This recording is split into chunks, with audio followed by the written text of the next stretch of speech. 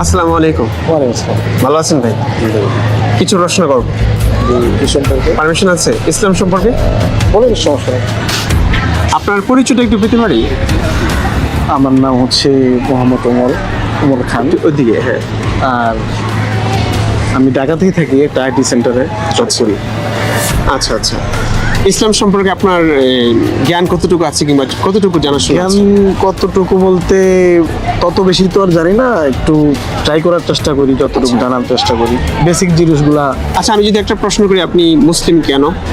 এতগুলো ধর্ম আছে পৃথিবীতে, 10,000 ধর্ম আছে, সেই ধর্মগুলোকে বাদ দিয়ে আপনি ইসলামটাকে কেন বেছে নিলেন? ইসলাম ধর্মটাই কেন গ্রহণ করলেন?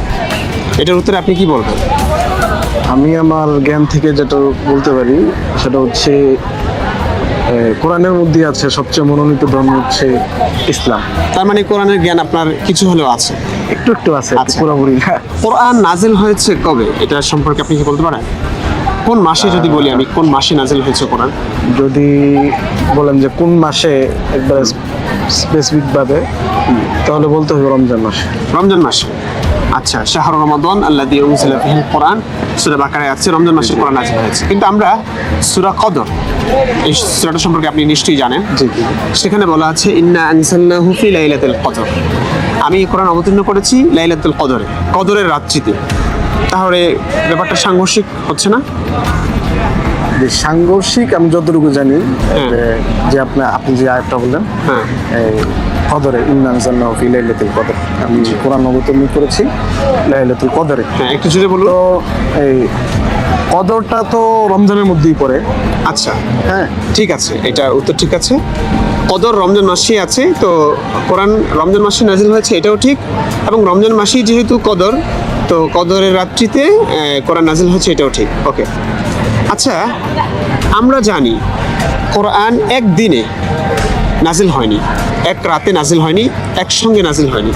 কোরআন 23 বছরে, নবুয়তের 23 বছরে ধাপে ধাপে প্রয়োজন অনুসারে কোনো একটা ঘটনা ঘটেছে, প্রেক্ষাপট সৃষ্টি হয়েছে, সেই প্রেক্ষাপট অনুযায়ী ধীরে ধীরে অল্প অল্প করে আয়াত নাজিল হয়েছে। এটা সম্পর্কে তো আপনি জানেন। জি জি। তাহলে ব্যাপারটা তো সাংঘর্ষিক মনে হচ্ছে। আল্লাহ বলছেন ইন্না আনজালনাহু ফি লাইলাতুল কদর, আমি এই কোরআন অবতীর্ণ করেছি কদরের রাত্রিতে, মানে বোঝা যাচ্ছে যে একই রাত্রিতে আল্লাহ তাআলা পুরো কোরআন অবতীর্ণ করে ফেলেছেন। আর অথচ বাস্তবতা হচ্ছে কোরআন 23 বছরে ধাপে ধাপে নাজিল হয়েছে। এটার উত্তর কি আছে আপনার কাছে? এটা তো আমি তেমন চিন্তা করি নাই। চিন্তা করেননি? না। আচ্ছা, এখানে উত্তরটা হচ্ছে কোরআন, মূল কোরআন এটা লৌহে মাহফুজে সংরক্ষিত ছিল। লৌহে মাহফুজ থেকে, আলেমদের কথা, প্রথম আসমানে একই রাত্রিতে নাজিল হয়েছে। তারপর প্রথম আসমান থেকে জিবরাইল আলাইহিস সালামের মাধ্যমে নবী করিম সাল্লাল্লাহু আলাইহি সাল্লামের উপরে ধাপে ধাপে 23 বছরে কোরআন, পুরো কোরআন নাজিল হয়েছে। ব্যাপারটা বুঝতে পারছেন? হ্যাঁ। এইটুকুর সঙ্গে একটা আপনি একমত, আলেম ওলামারা এইটুকু বলছেন। হ্যাঁ। আপনি এখন ক্লিয়ার? জি। কিন্তু ঝামেলা তো আরো আছে। ঝামেলা হচ্ছে, এখন আমরা কিছু হাদিস দেখি, তাকদীরের বিষয়গুলো। একটা হাদিসে বলা হয়েছে কোরআন উম্মুল কিতাব, এই কিতাব আসমান জমিন সৃষ্টির বহু বছর আগে এই উম্মুল কিতাব সৃষ্টি করা হয়েছে, লেখা হয়েছে।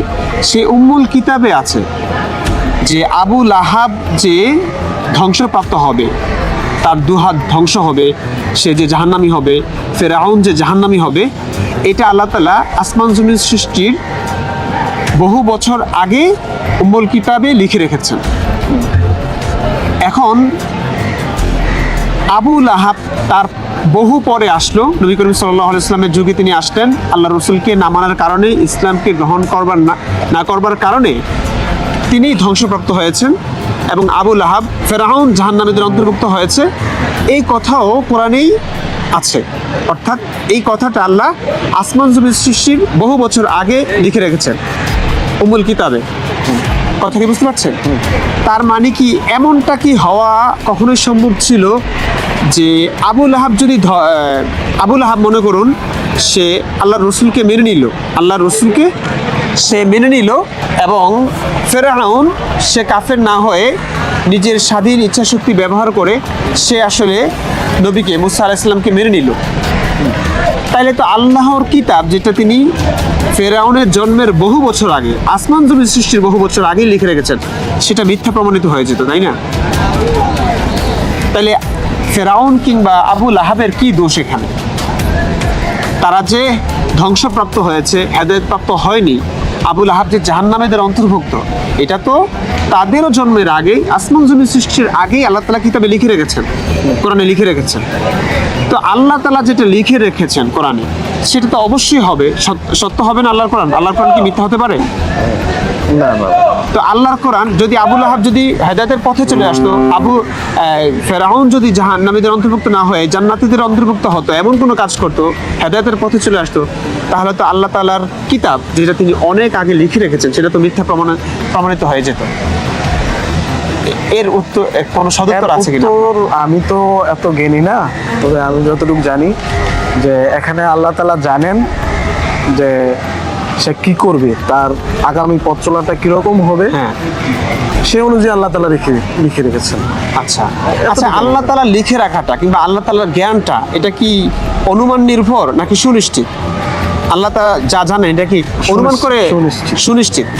সুনিশ্চিত জেনে আল্লাহ যখন লিখে রেখেছেন আবুল আহাব ধ্বংসপ্রাপ্ত হবেই, হেদায়েতের পথে আসবেই না, ফেরাউন জাহান্নামীদের অন্তর্ভুক্ত হবেই, তো এটা যখন আল্লাহই লিখে রেখেছেন তো এটা তো হবেই। এতে ফেরাউন এবং আবুল আহাবের কি দোষটা এখানে? তারা কেন জাহান্নামে যাবে? এটা তো দোষটা হবে আল্লাহ তাআলা। আর যদি আপনি বলেন যে ওরা আসলে আল্লাহ তাআলা লিখে রাখার কারণে না, ওরা আসলে জাহান্নামে যাবে বলে আল্লাহ তাআলা লিখে রেখেছেন, তার মানে হচ্ছে আল্লাহ তাআলা আগে থেকে জানতেন, তাই তো? আল্লাহ তাআলা আগে থেকে জানতেন না? আল্লাহ তাআলা আগে থেকে জানতেনই যখন তারা জাহান্নামী হবে, হেদায়েতপ্রাপ্ত হবে না, তাহলে আল্লাহ তাআলা কেন তাদেরকে দুনিয়াতে পাঠালেন কিংবা তাদের কাছে নবী পাঠালেন, বিধান দিলেন, তাদেরকে পরীক্ষার সম্মুখীন কেন করলেন? এটা আপনার কাছে যৌক্তিক বলে মনে হচ্ছে কিনা প্রশ্নটা? যৌক্তিক বলে মনে হচ্ছে, কিন্তু আচ্ছা, আপনাকে আমি আরেকটু বোঝাই। ধরুন একজন শিক্ষক, সে পরীক্ষার আগেই জানতে পেরেছে, সুনিশ্চিতভাবে জেনে ফেলেছে যে এই খালেদ এবং রাশেদ একজন ফেল করবে, একজন ফার্স্ট হবে। এখন খালেদ ফেল করবে কারণ সে অমনোযোগী, অনুমান নির্ভর। অনুমান নির্ভর হলে এটা মানা যায়, আচ্ছা খালেদ অমনোযোগী, সে পরীক্ষা দিবে, হয়তো তিনি বলেছেন যে খালেদ ফেল করবে, আসলে পরীক্ষায় দেখা গেল সে আসলেই ফেল করেছে, ঠিক আছে। আর রাশেদ যে পড়াশোনায় সবসময় মনোযোগী, তার ব্যাপারে শিক্ষক পরীক্ষার আগে মন্তব্য করেছে যে সে পরীক্ষায় ফার্স্ট হবে, সে আসলেই ফার্স্ট হয়েছে।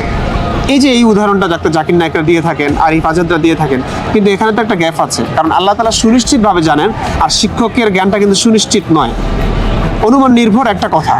যে পড়াশোনায় ভালো বলে আমি মন্তব্য করেছি যে ফার্স্টই হবে, আর খালেদ পরীক্ষায় মানে পড়াশোনায় অমনোযোগী, সেই কারণে পরীক্ষায় ফেল করতে পারে।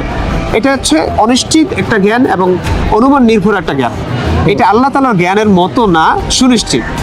আচ্ছা, এখানে ধরুন আমি মেনে নিলাম যে শিক্ষক সুনিশ্চিতভাবে, আল্লাহর মতো সুনিশ্চিতভাবেই জানেন যে রাশেদ ফার্স্ট হবে, খালেদ ফেল করবে। সুনিশ্চিতভাবে জানার পর এই পরীক্ষার ব্যবস্থা করাটা কি যৌক্তিক কিনা? পরীক্ষার ব্যবস্থাটা এখন এটা আল্লাহর ইচ্ছা। না, আল্লাহর ইচ্ছা বললে তো হবে না। পৃথিবীতে 10,000 ধর্ম আছে, তাই না? এখন আপনি কি আল্লাহকে দেখেছেন? না। আপনি কি আল্লাহর কথা শুনেছেন? আল্লাহ কখনো কোনোভাবে এসে জিবরাইল আলাইহিস সালামের মাধ্যমে আপনার কানে কানে এসে বলেছেন কিনা যে তিনি জিবরাইল, আল্লাহ তাকে পাঠিয়েছেন? না, পাঠাননি। জান্নাত দেখেছেন? জাহান্নাম দেখেছেন? কিছুই দেখেননি। পুলসিরাত, এই সমস্ত কথা, অদৃশ্যের সমস্ত কথাবার্তা আমরা শুনেছি একজন মানুষ থেকে, যিনি মুহাম্মদ সাল্লাল্লাহু আলাইহি ওয়াসাল্লাম। তিনি যে আমাদেরকে সব সত্যি বলেছেন, মিথ্যা বলেননি কিংবা ধোঁকা দেননি, এটা আপনি কিভাবে শিওর হবেন বলেন?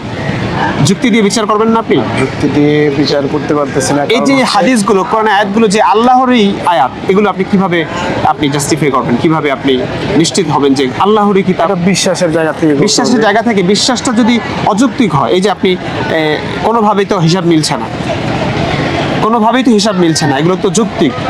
এখন এই যৌক্তিক ব্যাপারগুলো কি আসলে আমাদেরকে যৌক্তিকভাবে ধর্মটাকে বোঝার চেষ্টা করা উচিত কিনা? আপনি কি মনে করেন? যৌক্তিকভাবে অবশ্যই আমাদের আরো যখন গবেষণা করব তখন আমাদের গবেষণা, আচ্ছা, আমাদের যুক্তির সামনে আসার জন্য আমাদের গবেষণাটা খুবই স্বল্প। আচ্ছা আচ্ছা। তো আমরা মনে হয় আমরা যতটুকু ইসলামটাকে বেসিক জানতে চাই, এর চেয়ে বেশি যদি জানতে চাই, তো তাহলে আমাদের যুক্তি, আপনার যে কথাটা বললেন যে যুক্তি কতটুকু, এই যুক্তিসঙ্গত কথা অবশ্যই আছে, কিন্তু ওইটা হয়তো আমাদের গবেষণা ধরা পড়ে না, ওইরকম জবাবটা আমি থেকে দিতে পারিনি। আচ্ছা, আমাদের আরো বেশি গবেষণা করা উচিত। ঠিক আছে, অসংখ্য ধন্যবাদ আপনাকে, ভালো থাকবেন, অনেক কষ্ট দিলাম। হ্যাঁ।